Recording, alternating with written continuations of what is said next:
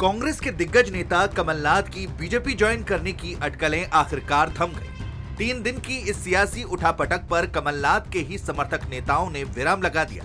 लेकिन इन 72 घंटों में ऐसा बहुत कुछ हुआ जिसने भोपाल से लेकर दिल्ली तक हलचल मचा दी।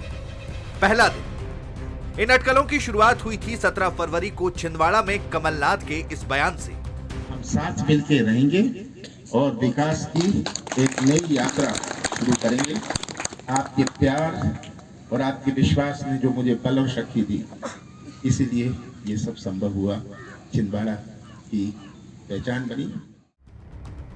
कमलनाथ के नई राह तलाशने की अटकलें बढ़ी तो सवाल कमलनाथ से भी पूछा गया, लेकिन उन्होंने खुलकर कोई जवाब नहीं दिया। आप लोग इतना एक्साइट क्यों हो रहे हैं? क्या बीजेपी ज्वाइन कर रहे हैं सर? अगर ऐसी कोई बात होगी सबसे पहले मैं आप लोगों को ही कहूंगा। दूसरा दिन कमलनाथ की चुप्पी ने इन अटकलों को और हवा दी। चर्चा होने लगी कि कमलनाथ दिल्ली में भाजपा कार्य समिति की बैठक के बाद बीजेपी ज्वाइन करेंगे। फिर बाद में ये खबर आई कि नकुल नाथ और प्रिया नाथ ही बीजेपी ज्वाइन करेंगे, लेकिन शाम होते होते इसका खंडन आ गया। अभी मेरा इस तरह का किसी से कोई विचार ही नहीं है, न मैंने किसी से चर्चा की। मैंने कहा मीडिया वाले बोल रहे हैं कि आपने इनकार भी नहीं किया।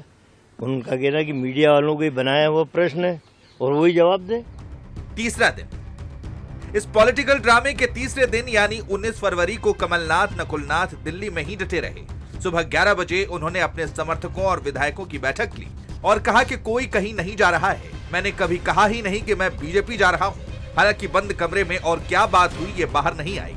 अब भले ही कमलनाथ ये कहें कि ये सब मीडिया की अटकलें थी, लेकिन कहीं ना कहीं इससे भी इनकार नहीं किया जा सकता कि ज्योतिरादित्य सिंधिया और कैलाश विजयवर्गीय जैसे नेताओं के ऐतराज से ही उनकी बीजेपी में एंट्री नहीं हो सकी। दैनिक भास्कर के लिए भोपाल से योगेश पांडे की रिपोर्ट।